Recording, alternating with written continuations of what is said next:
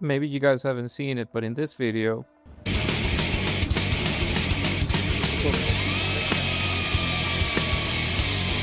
I learned you can buy used laptops super cheap. Thing is, most of them are not even really busted. They have only missing RAM or missing an SSD. I learned in my free time because I didn't want to get rid of my old laptop because I didn't have any money. I realized people are looking for a good laptop, something they can use and it's not going to make a dent on their budget. Having a good PC shouldn't cost you an eyeball. So that's why I'm setting up this business. I'm going to help people get some quality stuff that lasts years. So look what I just got. Businesses will label them as outdated.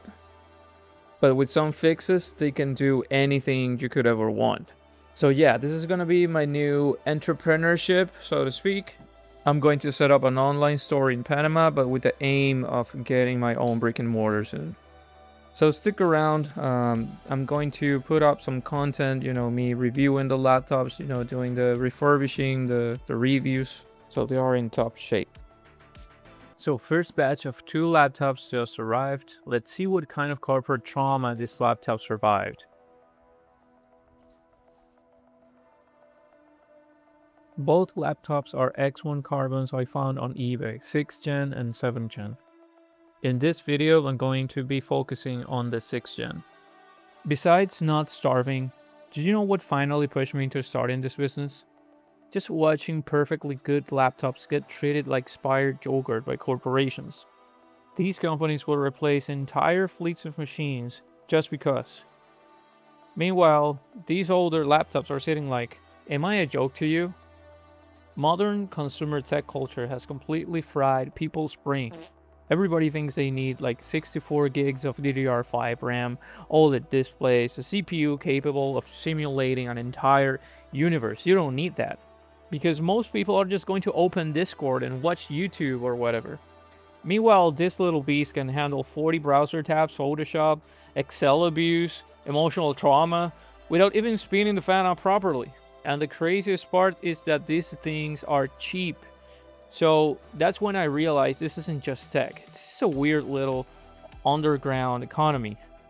Companies dump these machines in bulk. Resellers barely clean them. Most people don't even know what they're looking at.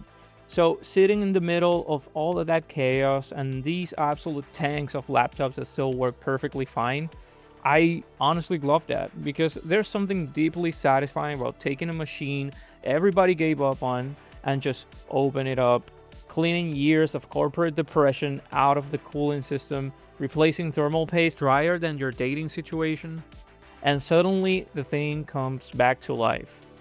It's saving from e-waste and saving my wallet. So it's not just flipping laptops, it's rescuing genuinely good hardware from becoming e-waste because corporations got bored. Carbons are basically Lenovo asking, what if we made a MacBook Air but Windows? You see, in 2008, Steve Jobs caused a corporate identity crisis. Because the moment the MacBook Air showed up, suddenly everybody wanted laptops that looked like futuristic cafeteria trays. Thin became premium. Light became luxury. Executives didn't want portable workstation used by Greg in IT. They wanted sleek. Lenovo was terrified, so they went thin and sexy. And that's how the ThinkPad X1 Carbon happened. The X1 Carbon was Lenovo trying to drag the ThinkPad into the modern Ultrabook era without completely murdering its soul in the process. Which is honestly an incredibly difficult balancing act. Because traditional ThinkPads were designed for engineers, the X1 Carbons were designed for executives. It was still a ThinkPad, but now it was wearing a tailored suit. And the big trick was carbon fiber. That's where the Carbon name comes from if you didn't figure that one out.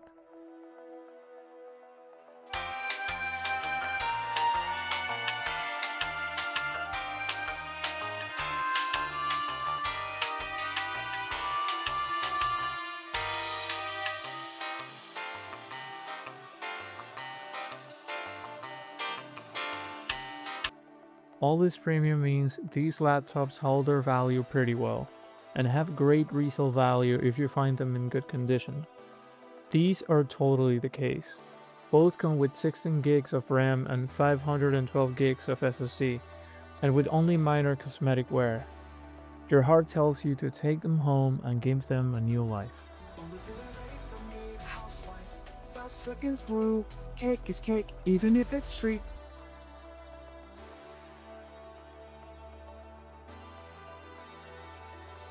Man, this is what I like about ThinkPads. They are so easy to open and maintain. There's only 5 screws that are captive, so you don't even have to worry about them. Just pry it, and there it goes. Easy as pie.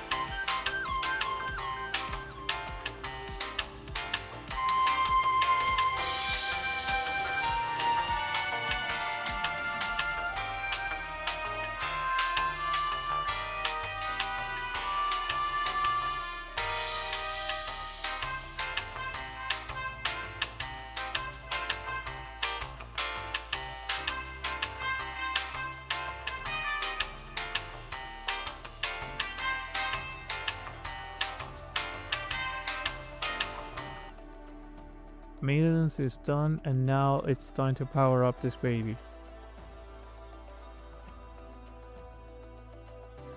We're gonna do some quick tests. First, we're gonna go with storage. Then we're gonna go with RAM. And finally, we're gonna do a little bit of keyboard test. I already said it in another video, but it's so cool that Lenovo has its own set of unique testing tools right in the BIOS.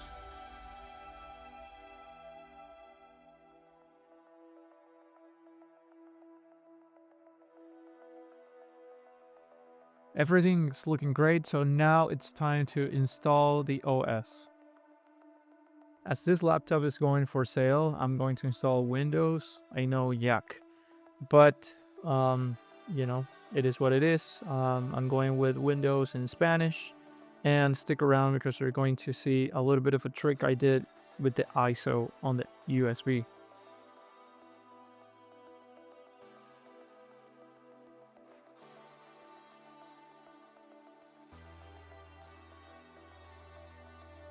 Did you see that?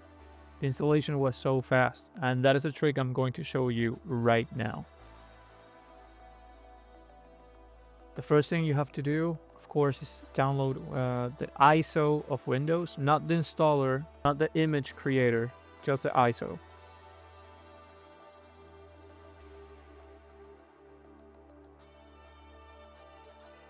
Once you do that, you're going to use Rufus to create the bootable USB. And here's the important part.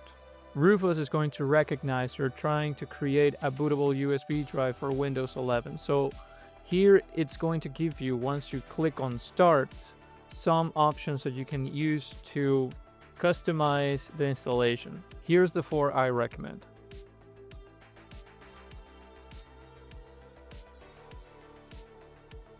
And just like that, Windows is completely installed. We're going to do some testing, so we're going to download for now HW Monitor and Crystal Disk Info.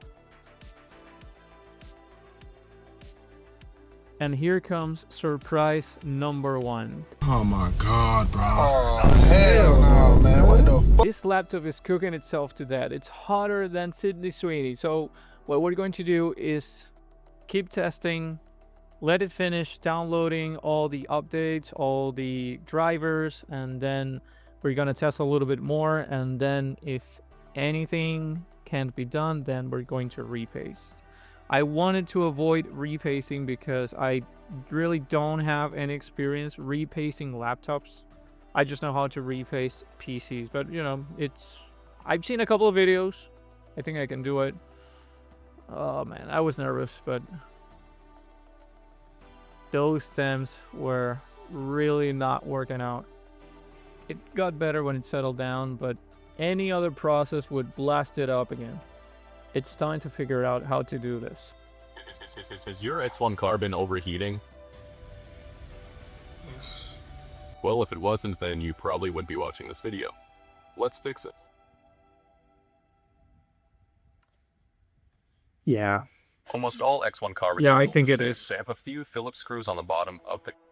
Now that I know in theory how to do it thanks to the Greatest technician that's ever lived. let's get our hands on this thing.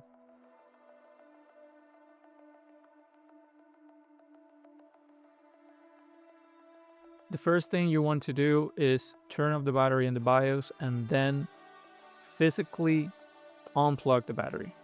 And to avoid short hazards, this Q-tip is going to come in clutch. Next, you remove the 4 screws in the heatsink and then remove the fan connector cable. Do it very, very gently. Now the heatsink can come off with a little bit of a wiggle. And this face is as dry as your dreams for a stable future. Yep, does look pretty bad. Next, we clean with isopropyl alcohol.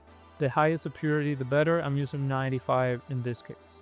You can use a Q-tip or a cotton ball to do the job, but I went with Q-tip. It's a little bit more precise in my opinion.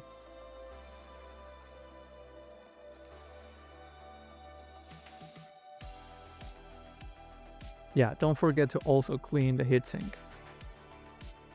With all that done, it's time for the repaste. I'm going to use the MX4 paste. It's pretty good.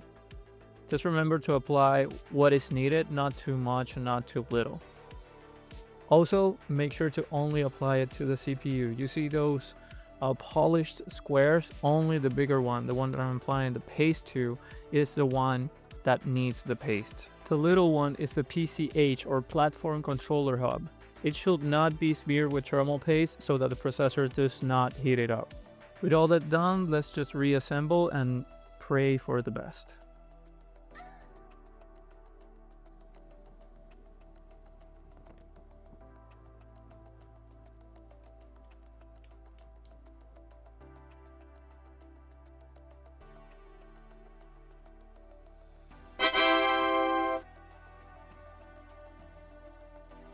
Okay, so temps are looking better.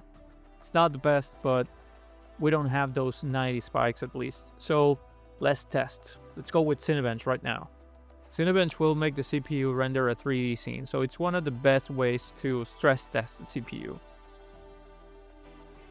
So as you can see, no more than 90 degrees Celsius. So definitely a win for the repaste. Going back to idling, we can see that we are back to 55, 54. So taking into consideration we're in Panama, it's more than 30 degrees out there. It's managing temps great. So as a last test, I'm just going to blast a lot of YouTube tabs and see how it behaves. Remember, the last time we had the browser open, it reached above 90 degrees Celsius.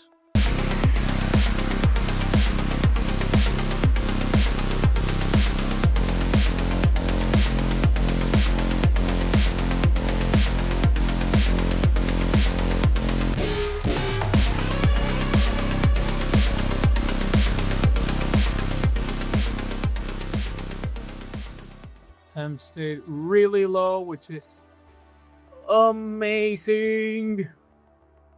With everything done, it's time to wrap up this video. This baby is ready to be sold.